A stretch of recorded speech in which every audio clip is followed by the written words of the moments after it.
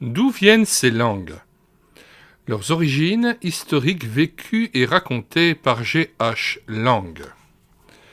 Ouvrage paru en 1983 aux éditions du CCBP.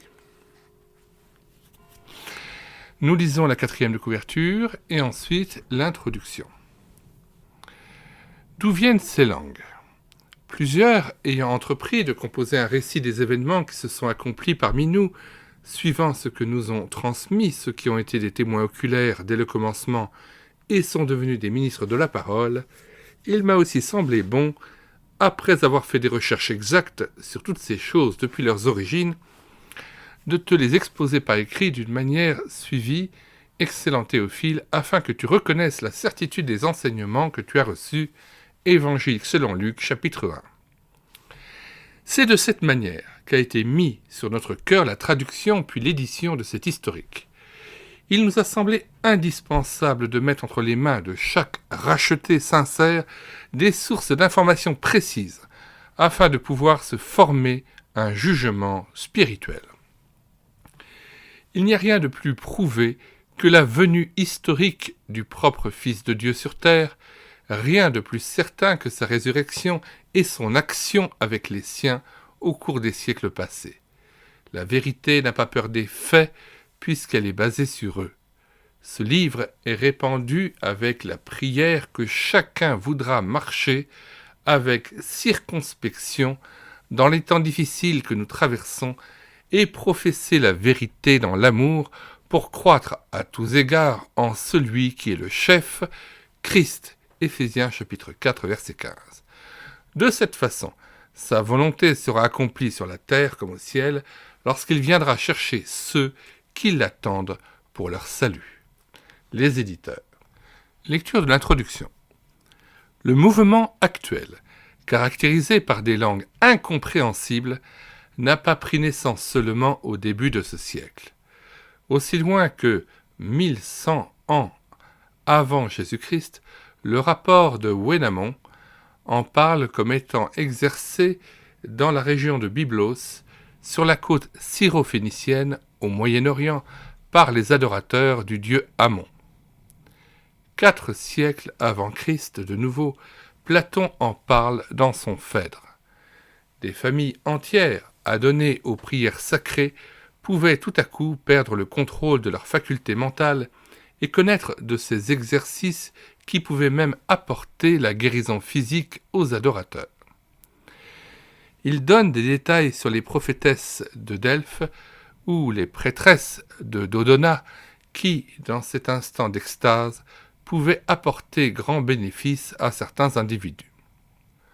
Dans ses autres œuvres, comme Ion ou Timaeus, d'autres détails nous font connaître l'existence des interprètes, entre guillemets, des prophéties et visions, ajoutant que ces personnes semblaient divinement possédées. De semblables manifestations sont encore aujourd'hui le fait des derviches de Perse, connaissant de pareilles extases et prêchant des sermons au nom d'Allah. Même les Esquimaux du Groenland exercent la glossolalie dans des réunions où ils cherchent à entrer en contact avec l'autre monde sous la direction de Langakok ou prêtre de la famille. La possibilité de parler un langage inconnu existe donc depuis fort longtemps. Notre intention n'est pas de le nier, mais au contraire d'en connaître les origines, les racines. Bien d'autres miracles nous étonneront, plus le temps de la fin avance. Et nous désirons seulement donner à chacun l'occasion de discerner par lui-même et de confronter avec les Écritures saintes et le bien et le mal. Hébreux chapitre 4 verset 14.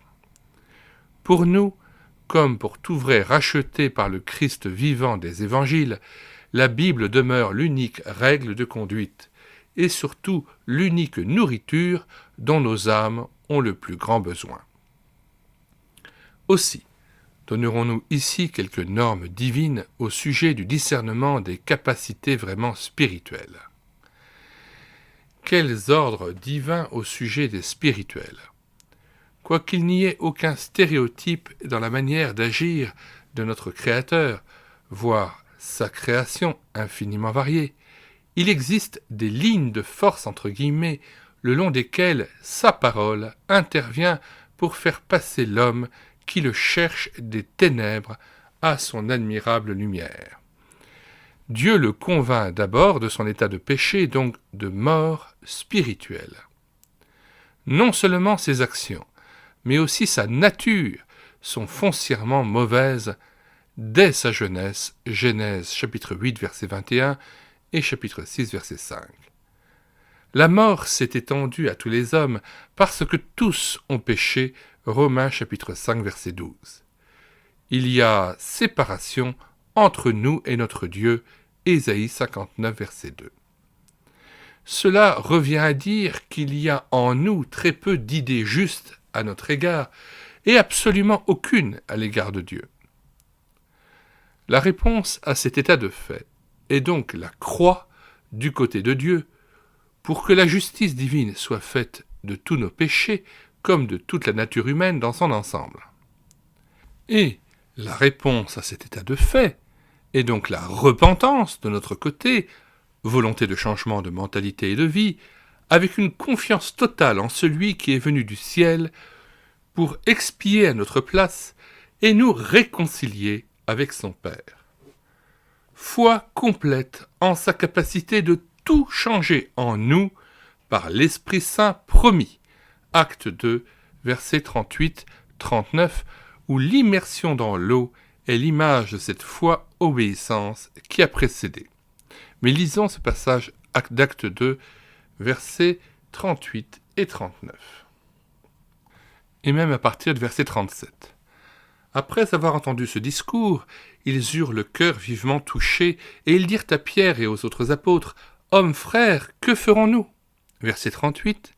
Pierre leur dit, « Repentez-vous, et que chacun de vous soit baptisé au nom de Jésus-Christ pour le pardon de vos péchés. Et vous recevrez le don du Saint-Esprit. » Retour au texte. Puisque la promesse divine, accomplie par Jésus-Christ seul, est celle d'un cœur et d'un esprit nouveau, Ézéchiel 36, verset 26, Galates 3, versets 2 à 14, il nous est impossible de croire que le nouveau converti, racheté, soit capable de jugement, de discernement, de se conduire avec circonspection, Éphésiens 4, verset 17, à chapitre 5, verset 21. Non, il a besoin de deux choses pour se développer harmonieusement. A. De nourriture.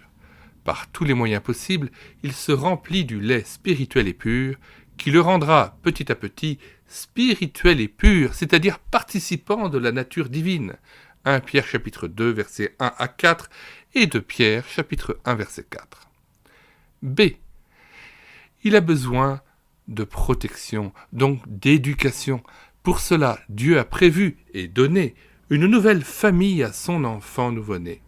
C'est l'église locale ou rassemblement local des rachetés par le sang précieux du calvaire, 1 Pierre chapitre 2 verset 5, Éphésiens 4 verset 1 à 16. Le premier ordre divin pour devenir spirituel est donc l'amour. Un amour de disposition pour tous les hommes et d'approbation pour tous les frères nés de nouveau, qu'ils soient ou non de notre petite famille locale, qui se reproduit à l'infini par sa grâce. Étant le produit du Saint-Esprit en nous. Cet amour est à cultiver, à être constamment derrière, entre guillemets, comme l'ordonnent des passages comme 1 Corinthiens 14, verset 1, Romains 5, verset 5, et Romains 12, verset 9 à 16, Colossiens 3, verset 12 à 17, 1 Pierre 4, verset 7 à 9, 1 Jean 3, verset 16, que nous lisons. Nous avons connu l'amour en ce qu'il a donné sa vie pour nous. Nous aussi, nous devons donner notre vie pour les frères. L'Esprit de Dieu étant délicat comme une colombe, le moindre péché connu l'attristera et nous privera momentanément de son irremplaçable travail intérieur de sanctification. Entre parenthèses, séparation, par la parole vivante et permanente, Matthieu 3, versets 16 à 17, Matthieu 24, verset 12, Hébreux 4, verset 12. Il n'y a aucune excuse à ne pas être rempli du Saint-Esprit, commandement d'Éphésiens, chapitre 5, versets 18 à 21. Lorsque nous possédons la source purificatrice d'1 Jean 1, versets 7 à 9, qui coule sans cesse pour nous, lisons donc ce passage. Mais si nous marchons dans la lumière, comme il est lui-même dans la lumière, nous sommes mutuellement en communion, et le sang de Jésus son Fils nous purifie de tout péché. Si nous disons que nous n'avons pas de péché, nous nous séduisons nous-mêmes, et la vérité n'est point en nous. Si nous confessons nos péchés, il est fidèle et juste pour nous les pardonner et pour nous purifier de toute iniquité. Retour au texte. Puisque le don gratuit de la vie par le Saint-Esprit nous a fait membres d'un même corps spirituel, nous sommes exhortés, deuxièmement, à rechercher les dons les meilleurs. Quels sont-ils ? Premièrement, des apôtres, secondement, des prophètes, troisièmement, des docteurs. Est-ce Sainte Écriture, dans les Saintes Écritures ? Ensuite, la capacité des puissances, onction d'en haut, dans d'infinis domaines, puis des guérisons, des aides, des présidences, des espèces de langues, traduction littérale d'1 Corinthiens 12, verset 28, que nous lisons.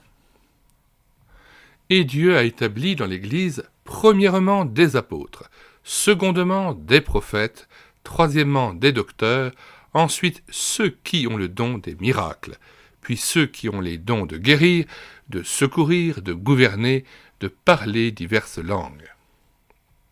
Retour au texte.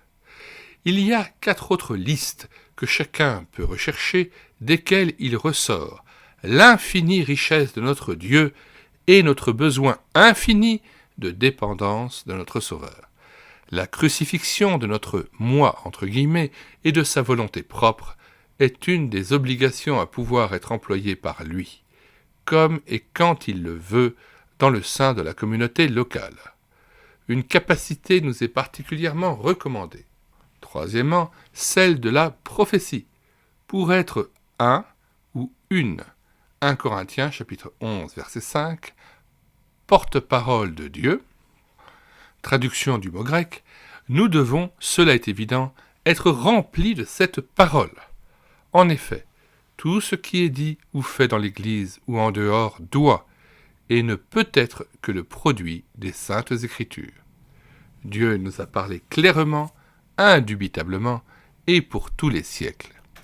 Il nous parle aujourd'hui par sa parole vivante. Aussi, ne nous attendons pas à d'autres révélations que celles de la parole, selon les normes et les enseignements de toute la parole de Dieu. Deutéronome 29, verset 29, que nous lisons. Les choses cachées sont à l'Éternel, notre Dieu, les choses révélées sont à nous et à nos enfants, à perpétuité, afin que nous mettions en pratique toutes les paroles de cette loi. Et 2 Timothée 3,16, toute écriture est inspirée de Dieu et utile pour enseigner, pour convaincre, pour corriger, pour instruire dans la justice, afin que l'homme de Dieu soit accompli et propre à toute bonne œuvre. Et pour cela, il ne s'agit pas de devenir passif, mais bien au contraire, collaborateur de Dieu, avec tous les moyens de contrôle donnés et ordonnés par notre Dieu dans l'assemblée locale et avec ses anciens, 2 Thessaloniciens 2, versets 1 à 12, et 1 Timothée 4, versets 1 à 16. Et maintenant, les garde-fous de la parole. Quatrièmement, que tout soit fait pour l'édification, donc avec ordre, avec discipline, pour le vrai bien de tous. 1 Corinthiens 14, versets 26 à 33, 1 Pierre 4, versets 10 à 11. Nul racheté n'est sauvé pour lui-même. L'amour de Dieu passe toujours par ses frères. Il n'est pas concevable qu'un membre puisse vivre comme si les autres n'existaient pas. Aussi suis-je tenu, lorsque l'Esprit de Christ habite réellement en moi, de partager avec mes frères ce que j'ai reçu d'en haut, comme de participer au rassemblement autour du Christ vivant. C'est sa présence qui m'attire et me fortifie. Pour cela, Matthieu 18, verset 20, que nous lisons. car là où 2 ou 3 sont assemblés en mon nom, je suis au milieu d'eux. Retour au texte. Cinquièmement, bien-aimés, n'ajoutez pas foi à tout esprit, mais éprouvez les esprits pour savoir s'ils sont de Dieu, car plusieurs faux prophètes sont venus dans le monde. 1 Jean 4, verset 1. Cette première lettre que Dieu nous donne par l'apôtre Jean pourrait être intitulée « l'épître des tests, des épreuves ». Pour un véritable chrétien, il est si convaincu que sa nature est foncièrement mauvaise qu'il se méfiera de lui-même lorsque quoi que ce soit viendra à sa connaissance, surtout si c'est d'une manière brutale et précipitée. Mais de même aussi, lorsque, entre guillemets, le pain du mystère lui sera présenté, ou celui du merveilleux.